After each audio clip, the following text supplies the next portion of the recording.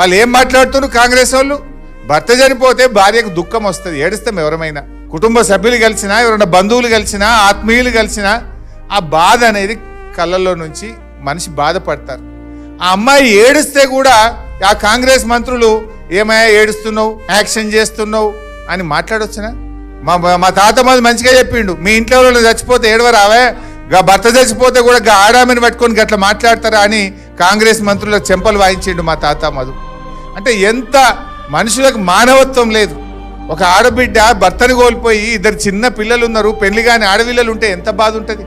ఒక ఆడపిల్ల పెళ్లి చేయాలంటే భర్త లేని సంసారం ఎంత బాధ ఉంటుందో మనకు తెలియదా అమ్మ? భర్తను కోల్పోయిన వాళ్ళకి ఆ దుఃఖం తెలుస్తుంది. కానీ విలువలు లేకుండా ఈ కాంగ్రెస్ మంత్రులు ఆ అమ్మాయి పట్ల చాలా దారుణంగా మాట్లాడినారు. అందుకే నేను మా అక్క చెల్లెలు చాలా మంది ఉన్నారు, ఆ రకంగా మాట్లాడిన వాళ్ళకు మీ ఓటుతో గుణపాఠం చెప్పాలి. ఆ సునీతమ్మకు మీరు అండగా ఉండండి. సునీతమ్మ మీ కష్టాల్లో ఉంటుంది, మీకు అన్ని పనులు చేసి పెడుతుంది. సునీతమ్మకు పూర్తి అండదండగా బీఆర్ఎస్ పార్టీ ఉంటుంది, మేమందరం కూడా ఉంటాం. అందువల్ల మీరు 2-3 రోజులు కష్టపడి మీ ఓట్లే కాదు ప్రతి ఒక్కరి ఓటు 11వ తారీఖు నాడు పోలింగ్ బూత్కు పోవాలి. కారుకు సునీతమ్మకు పడేటట్టుగా ఓటింగ్ కూడా వేయాలి. బరాబర్ లైన్లో నిలబడాలి, పోవాలి. కారు ఏడున్నదో ఎతకాలి, కారు మీద గుద్దుతే రేవంత్ రెడ్డి గూబ గుయ్యి మనాలి.